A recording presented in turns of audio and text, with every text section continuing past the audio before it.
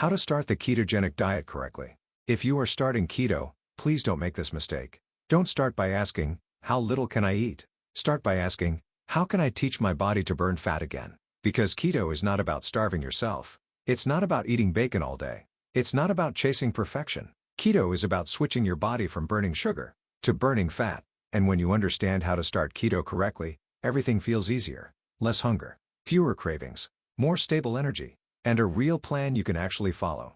Today, I'll show you exactly how to start the ketogenic diet correctly, step by step. Here's why so many beginners struggle. They start keto with excitement. They throw away bread, pasta, and sugar. They buy keto snacks. They drink butter coffee. They try to be perfect overnight. Then a few days later, they feel tired. They feel confused. They crave carbs. They don't know what to eat. And they start thinking, maybe keto just isn't for me. But most of the time, keto did not fail. The starting strategy failed. So in this video, I'm going to give you a simple beginner-friendly plan. Not extreme keto. Not complicated keto. Correct keto. The kind of keto that lowers insulin, supports your energy, keeps you full, and helps your body adapt to fat burning. Before we begin, comment below. Start keto right. If you're starting keto for the first time, restarting after falling off, or trying to fix keto because it hasn't been working. And tell me this, what is your biggest challenge right now? Is it sugar cravings, bread and pasta, snacking at night, not knowing what to eat, low energy, or staying consistent? Your answer helps this channel create content that fits real life, not perfect internet diets. Now let's begin with the most important idea. Welcome to the channel, where we make keto simple, realistic, and built for real-life weight loss. Step 1. Understand the real goal of keto. The first thing you need to know is this.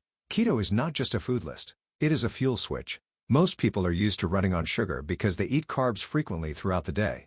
Breakfast, snack, lunch, snack, dinner, dessert. Every time you eat carbs, insulin rises. And insulin is like a traffic signal for fat burning. When insulin is high, your body is more likely to store fuel. When insulin is low, your body can access stored fat more easily. So the goal of keto is simple.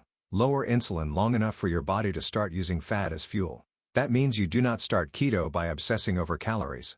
You start by changing the fuel signal. Lower carbs. Eat real meals. Stop snacking. Give your body space to burn. That one mindset shift can save you months of frustration. Step 2. Remove the big carb triggers first. When you start keto, don't try to fix everything at once. Start by removing the carbs that create the biggest insulin response and the strongest cravings.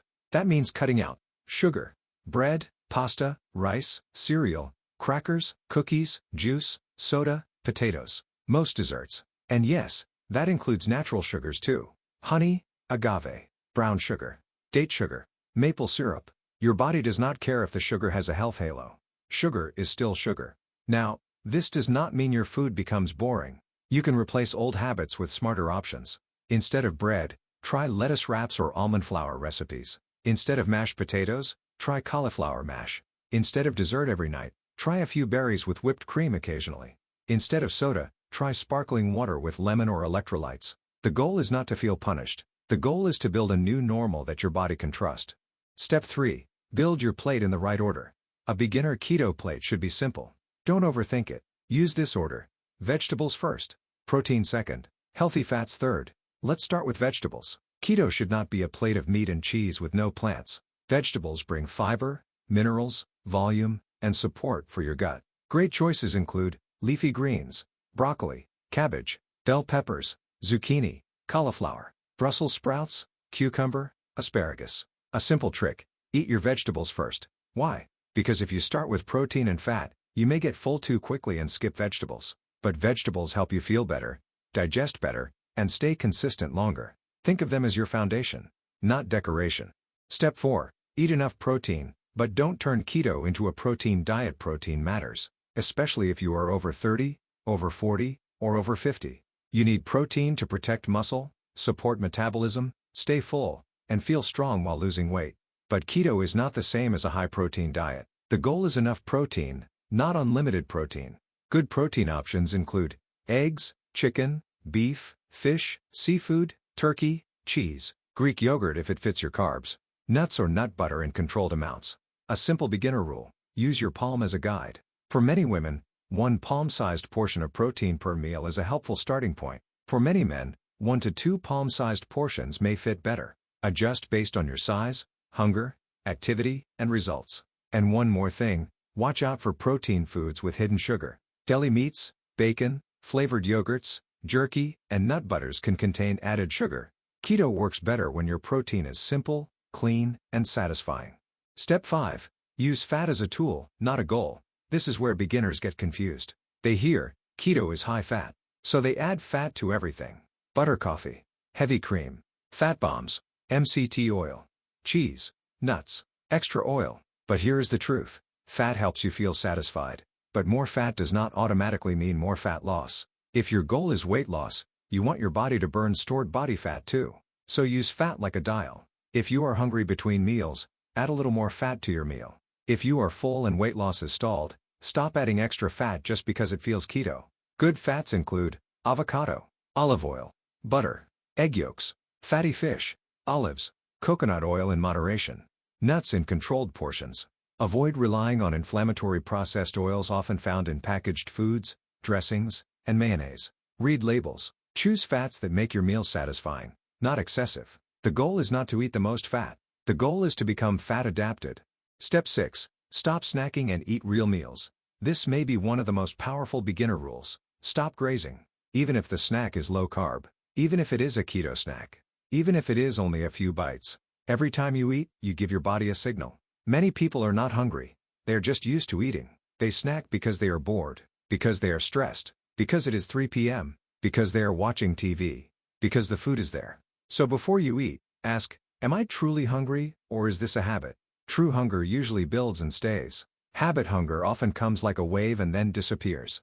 Try this simple test. Drink water. Add electrolytes if needed. Wait 15 minutes. Take a short walk. Then check in again. If you still feel weak, shaky, irritable, or truly hungry, eat a real meal. But if the craving passes, you just taught your body a new skill. That is powerful. Step 7. Combine keto with intermittent fasting. Gradually, keto lowers carbs. Intermittent fasting lowers meal frequency. Together, they can help lower insulin more effectively. But beginners do not need to jump into extreme fasting. Start gently. First, remove snacks. Then try a 12-hour overnight fast. For example, finish dinner at 7 p.m. Eat breakfast at 7 a.m. Once that feels easy, push breakfast a little later. Maybe 8 a.m. Then 9 a.m. Then 10 a.m. Eventually, many people feel comfortable eating 2 satisfying meals a day, like lunch and dinner. For example, first meal at noon, second meal at 6 p.m. That creates a 6-hour eating window and an 18-hour fasting window. But remember, the goal is not suffering. The goal is metabolic flexibility. You are teaching your body that it can use stored energy between meals. That feeling, not needing food every 2 hours, can be life-changing. Step 8. Prepare for the first week. The first week of keto can feel different because your body is changing fuel systems. You may feel tired, foggy, thirsty, hungry at unusual times, emotionally attached to old foods. This does not mean you are failing. It means your body is adapting. So prepare before you start. Here is a simple first-week starter plan. Clean your kitchen of obvious sugar triggers. Buy simple keto foods you actually like. Plan 2 or 3 default meals. Keep electrolytes ready. Drink enough water. Sleep as much as possible. Do light walking instead of intense workouts at first. Do not test your willpower at the bakery aisle on day 3. Your environment matters. Willpower is easier when your kitchen supports your goal. Step 9. Create your emergency keto meal. Here's a new idea that makes keto easier in real life. Create an emergency keto meal. This is the meal you can make when you are tired, busy, stressed, or tempted to order takeout. It should be simple, fast, and satisfying. Examples: eggs with avocado and spinach, rotisserie chicken with salad and olive oil dressing, burger patties with lettuce, pickles, and cheese, tuna salad in lettuce cups, salmon with frozen broccoli and butter, turkey roll-ups with cucumber and avocado. Why does this matter? Because most people do not quit keto on calm days. They quit on chaotic days, long work days, kids' activities, travel, stress, no plan. Your emergency meal protects you from making a decision when your energy is low. That is not restriction. That is self-respect. Step 10. Track the right signs of progress. Do not judge your first week only by the scale. Yes, weight loss matters. But early keto progress can show up in other ways first. Track cravings, hunger, energy, sleep, waist size, mood, bloating, mental clarity, how long you can go between meals. You might notice, you no longer need a snack at 10 p.m. You wake up with more stable energy. Your jeans feel less tight. You feel calmer around food. You stop thinking about sugar all day. That is progress. The scale is one tool, not the whole truth. Keto done correctly should make you feel more in control, not more obsessed.